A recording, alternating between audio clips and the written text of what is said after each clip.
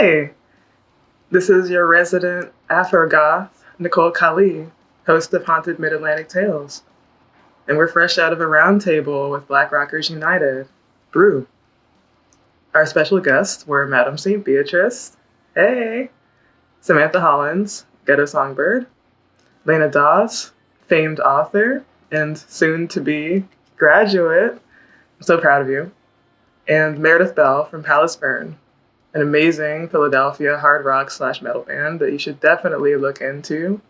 And they're coming up with new music. Check out their song And You Wonder Why They Kneel for a very poignant tribute to the Black community and documentation on what's going on right now. As host Kim Gill said, definitely have empathy for people going through things, especially the African diaspora, because Black Rockers United and myself always want to acknowledge that art speaks to struggle and artistic expression is power, especially for us, because it takes so much for us to express. There definitely should be a huge appreciation for the contributions of all of these rockers and for musicians in general. Through the pandemic especially, it was very difficult unless you were privileged to escape from the ramifications of not having shows, of maybe not always having that practice space that you wanted to go to jam out, and, being able to further your craft the way that you desired. But as Lena Dawes said in the roundtable, don't worry, don't stress, just take that moment to think about yourself and to be selfish and say, what do I want? What we want is freedom. And there's not much that's more freeing than being able to be creative. So we hope that you enjoy this episode of Haunted Mid-Atlantic Tales. And I'm going to start off with The Ghost of Virginia by L.B. Taylor Jr. Chapter 81, Scary Streaks in the Night. Author's note, one of my favorite haunts is the Ace bookstore in Culpeper. Here, well organized, are more than 250,000 used books, including a large section on the paranormal. While browsing there one afternoon, en route to a book signing at the Manassas Museum, a line in the contents page of a 1917 Richmond College bulletin caught my eye. The title was An Interrupted Ghost Story, written by F.R. Ackley, class of 1920, and apparently based on a true story. It involves not a real ghost, but rather the perception of one which caused terror in the hearts of those that witnessed the incident. Ackley wrote that he and some friends went hiking one time in the Virginia mountains, the Shenandoah, and were accompanied by a guide that was famous for their ghost stories. And that night, we camped near the summit, within a few hundred yards of Dr. Mitchell, who lost his life by falling over a cliff while exploring the region. Mm-hmm. It happens a lot. Rest in peace, my dude. This certainly is a fine place for a ghost story, someone remarked, and another said, yeah, it's spooky, all right. After we'd eaten supper and paid our respects, we gathered around the campfire and begged the guide for another story. I'll call y'all just before it gets light and tell you, and then we'll go and watch the sunrise, they said.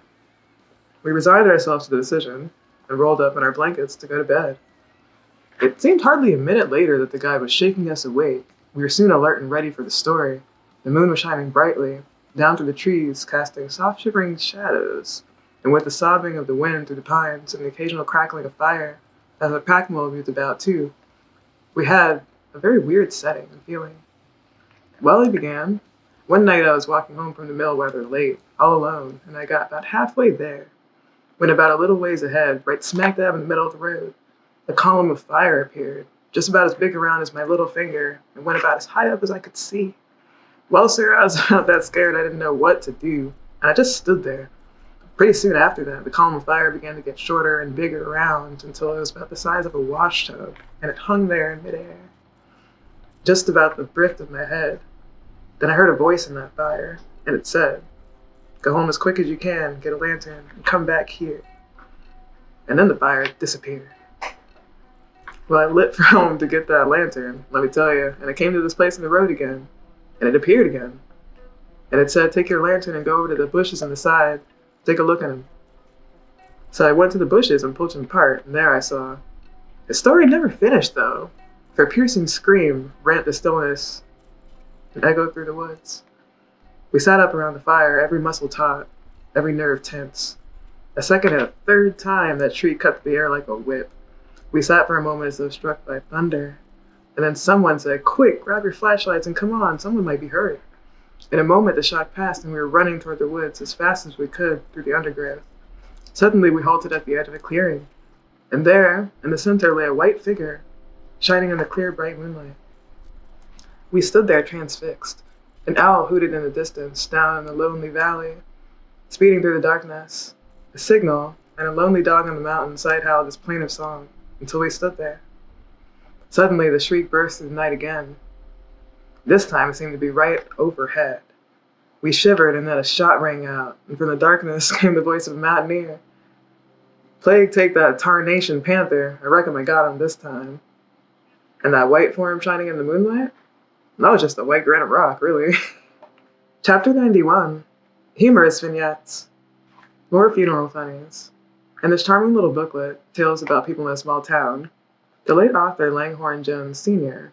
tells of humorous anecdotes that he collected during his lifetime in Chatham. Here is a couple concerning funerals.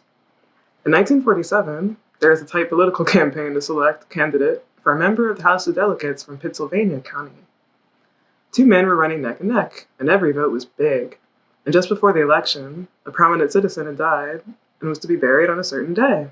Since he had a really big family, both candidates decided to attend their funeral in hopes that by giving their personal condolences, they could sway some of the family members to vote for them instead. That's so shady. However, when the challenger walked up to the graveside service and placed a large wreath by the coffin, his opponent thought he was done for. Then an idea struck him.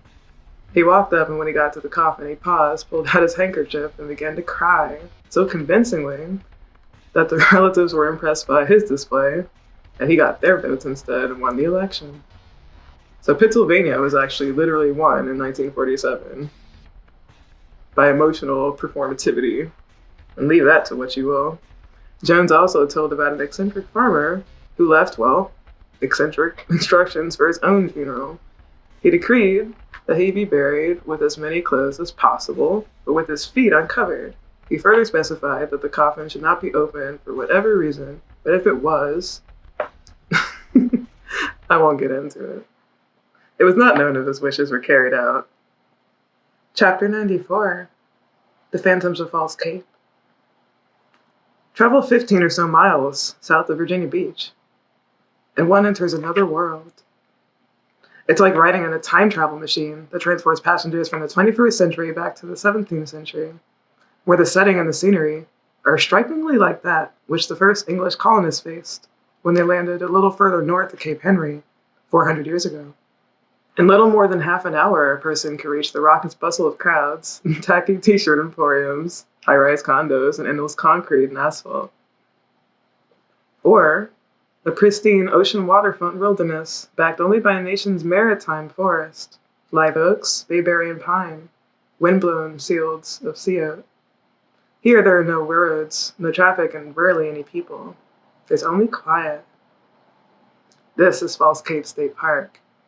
It covers more than 4,300 acres on a wild barrier spit of land that stretches between the Atlantic Ocean and the Back Bay. It includes 6 miles of virgin beachfront running from the south of Sand Bridge to the North Carolina state line. Wow. It's a natural paradise that's open to the public, but limited to hiking, bicycling, and true roughing it camping. It's one of the last undisturbed coastal environments on the east coast of the United States, including lagoons, marshes, and ribbons of sand. It is also haunted. Falls Cape is so named for a reputation it gained in the 1800s as a ship's graveyard. Because its thin landmass closely resembles Cape Henry to the north, a number of boats and ships were mistakenly lured into shallow waters and ran aground. Some were torn to pieces in violent storms before they reached it. It is documented that more than 40 vessels lie just off the shore of the park.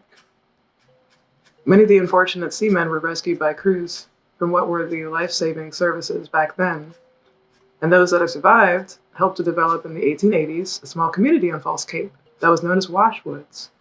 Most residents were farmers and fishermen who carried out their trades by boat to sell on the mainland. By 1910, there were about 300 residents and 2 churches, served by circuit-riding preachers.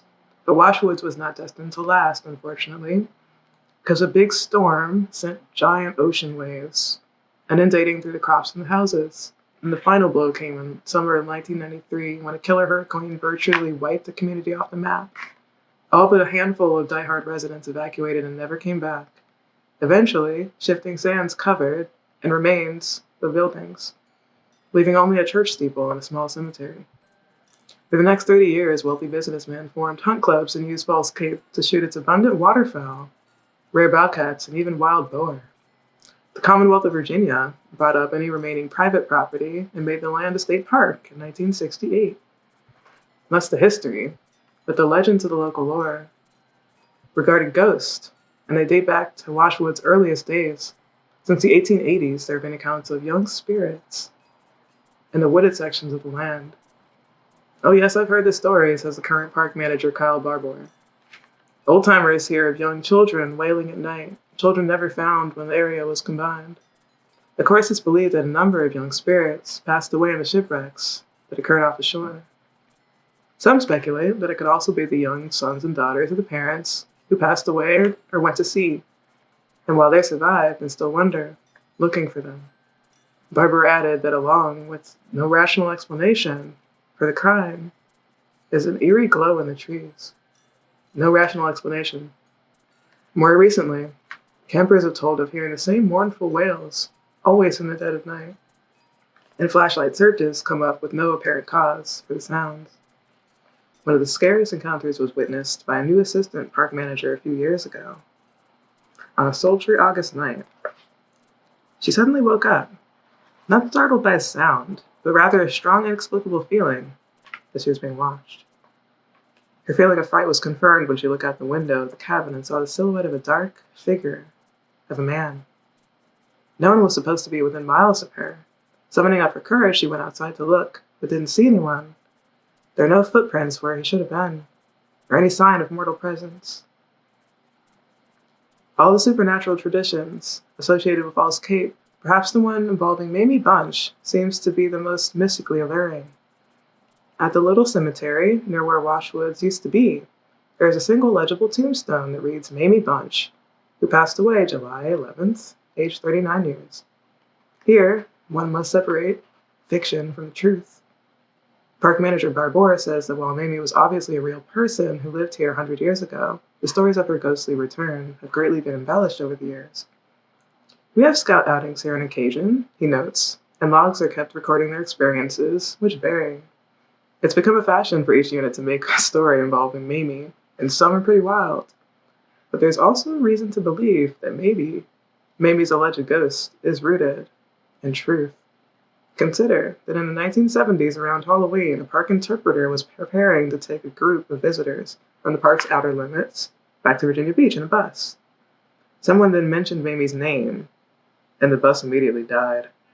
A former park ranger reported seeing the apparition of a woman standing by the gravesite. She suddenly vanished, but perhaps the most compelling incident occurred around 35 years ago. It was related to Barbour by a professor at Old Dominion University in Norfolk. He told me, Kyle relates, that he was walking in Falls Cape one afternoon when he said he saw a beautiful woman in rather odd clothes for the time, approaching him.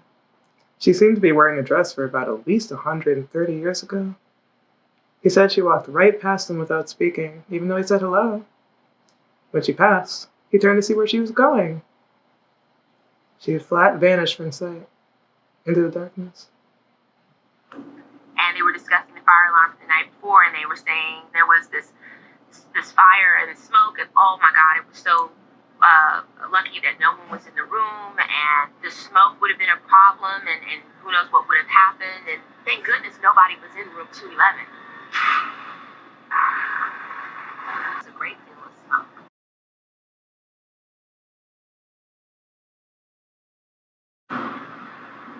Each year, thousands of tourists from around the world flock to our nation's capital.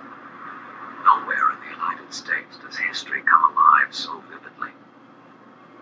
A federal city, as Washington is called, is unique in America because it is not part of any state. Originally designed in the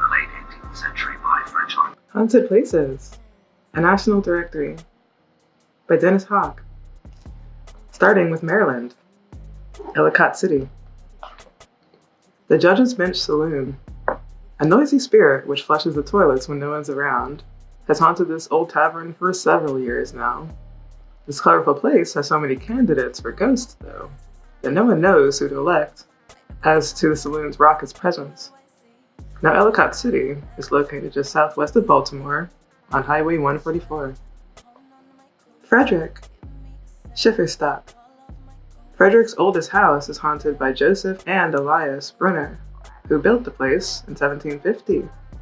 The distinctive voices and footsteps of the two German immigrants are still heard in their 18th century home, speaking to one another.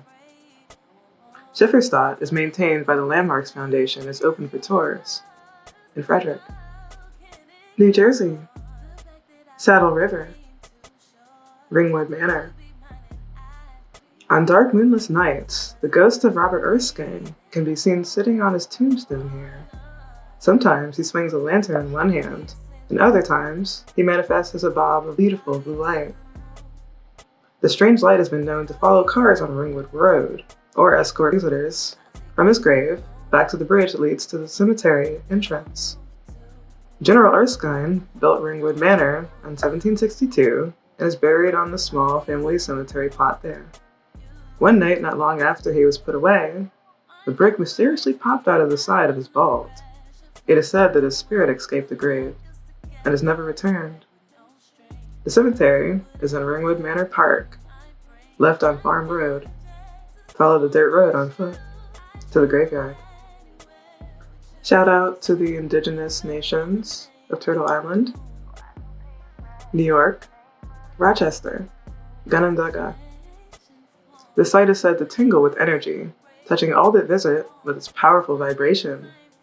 This area is sacred to the Iroquois Confederacy, and was once the home of Canadensis, the Peace Queen, who was responsible for uniting 6 warring tribes into the Seneca Nation overall. The Peace Queen was a disciple of the prophet Dagana Weda, whose teachings were studied by Benjamin Franklin and form the basis of our present federal system. The site consists of 3 large terraces of oak, hickory, and pine, markers along the 5-mile trail explain the history of the region.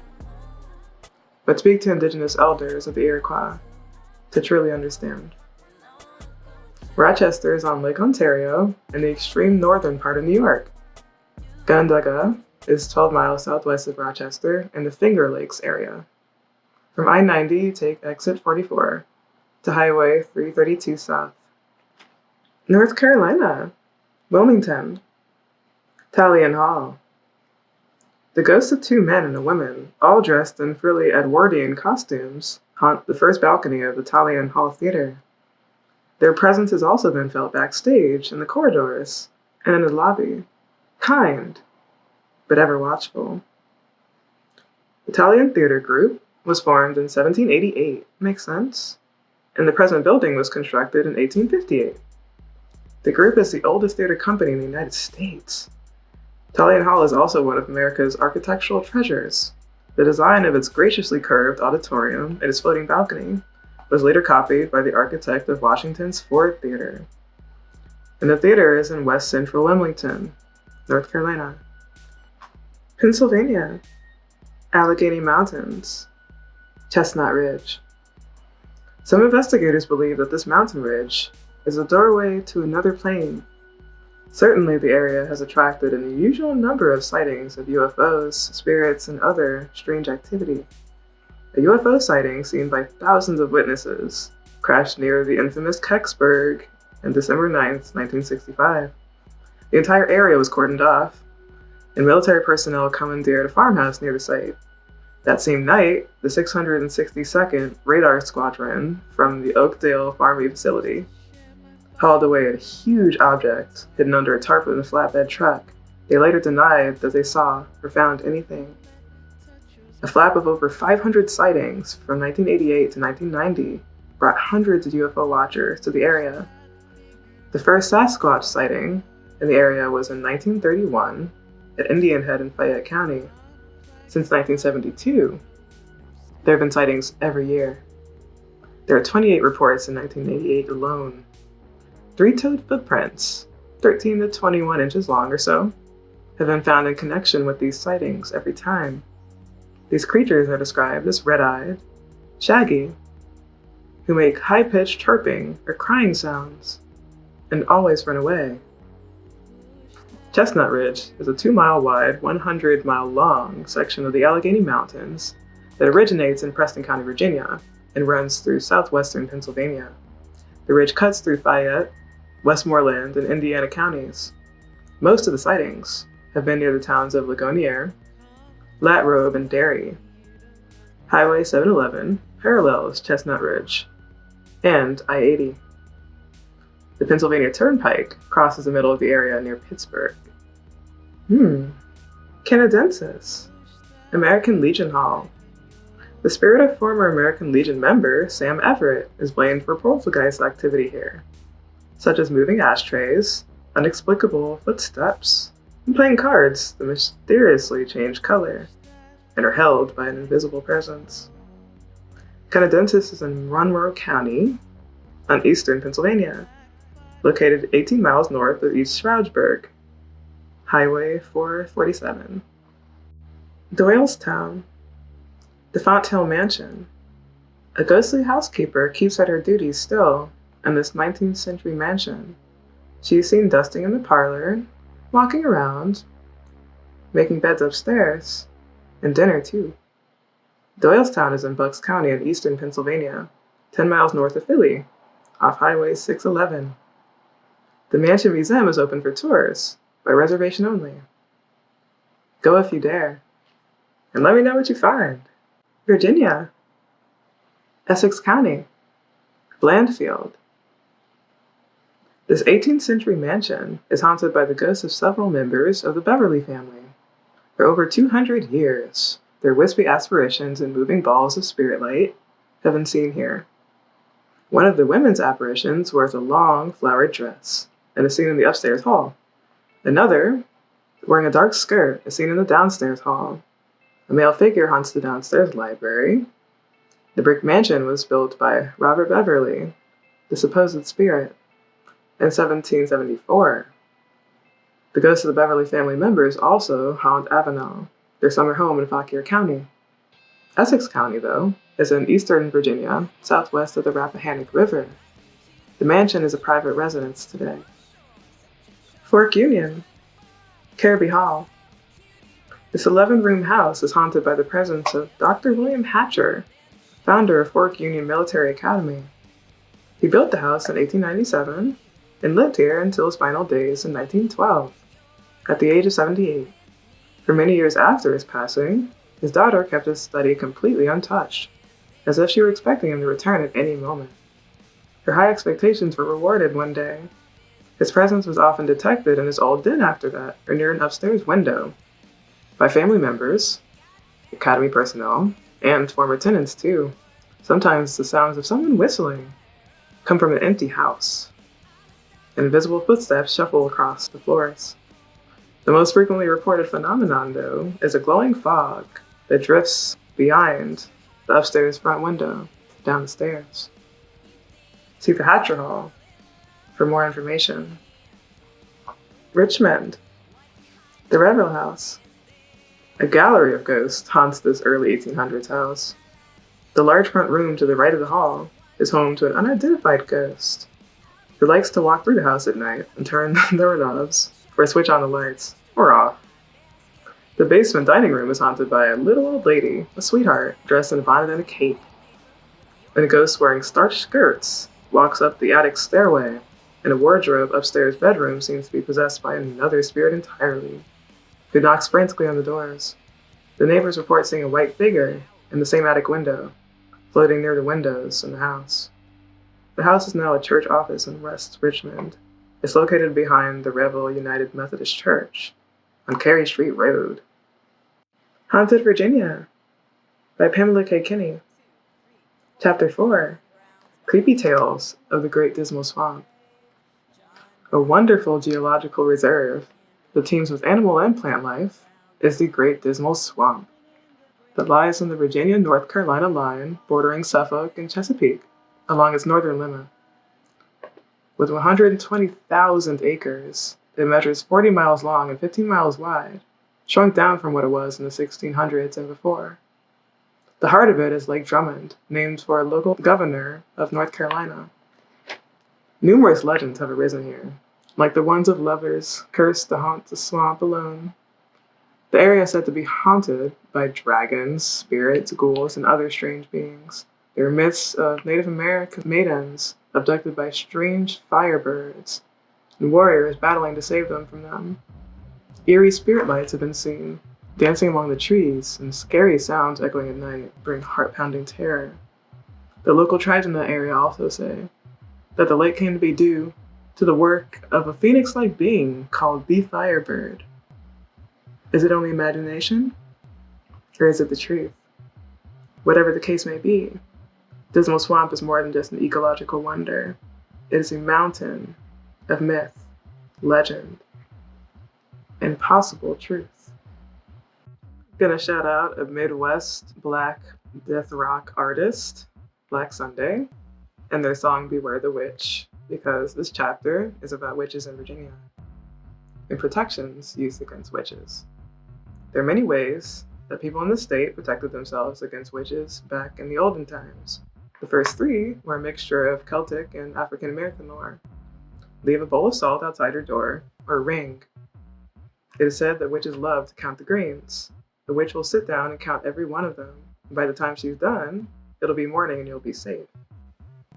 Another common counterspell against illness caused by witchcraft was to put the sick person's urine in a bottle with iron nails, brass pins, and pieces of lead, cork it tightly, and set it to heat or bury it in the ground. Joseph Blagrave wrote in 1671 that a witch's bottle will endanger the witch's life, for they will be grievously tormented, making their water with great difficulty, if any at all. The theory was that a witch created a magical link with her victim, and this could be reversed to her using her body products. The witch had to break the link and save herself, and the victim would recover. The recipe is still known in a Norfolk village in 1939.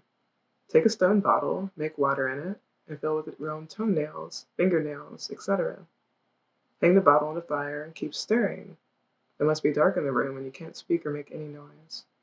Then the witch is supposed to come to your door and beg you to open the door to let her in. If you keep silent and ignore her, the spell's broken. I hope you enjoyed this episode. Do you have any supernatural stories that you want to share with me? Do you have any feedback about our latest Rocker Roundtable with some fellow Afro-goths like myself? Please leave some love and get in touch with me. This is the first of many, and I hope to see you soon. Take care of yourself.